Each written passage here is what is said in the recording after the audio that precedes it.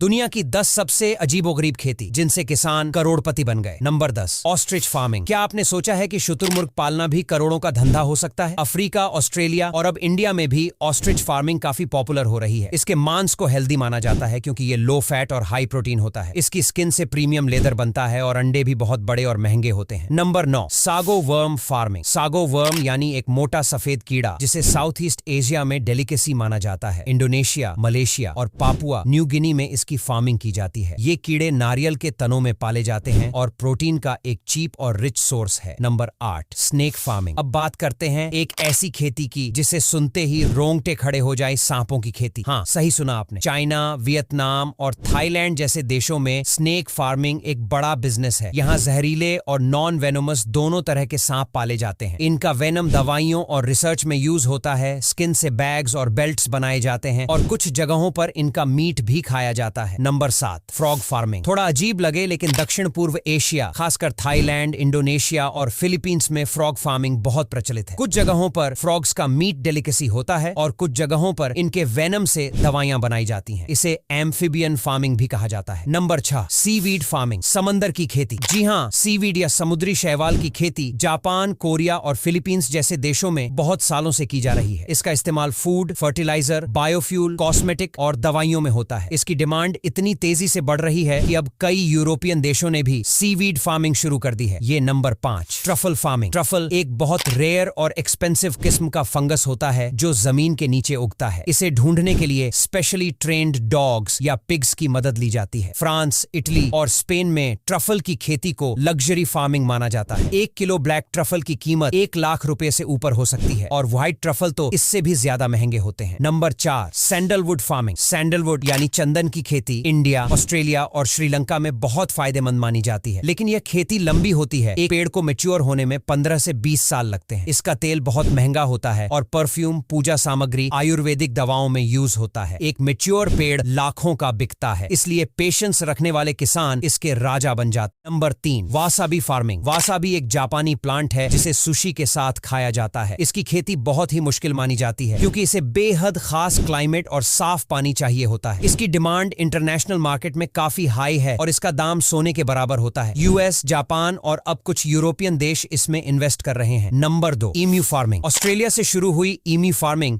अब इंडिया में भी फैल रही है। ये बड़ा पक्षी होता है जिसका मीट हेल्दी और नाइल ब्यूटी इंडस्ट्री में और इसकी स्किन लेदर इंडस्ट्री में यूज होती है। इनका अंडा भी बहुत बड़ा होता है और दिखने में हरा नीला होता है। ईम्यू फार्मिंग कम स्पेस में पॉसिबल है और इसका प्रॉफिट मार्जिन भी अच्छा है। Number 1, algae farming. अब सबसे फ्यूचरिस्टिक खेती एल्गी फार्मिंग। एल्गी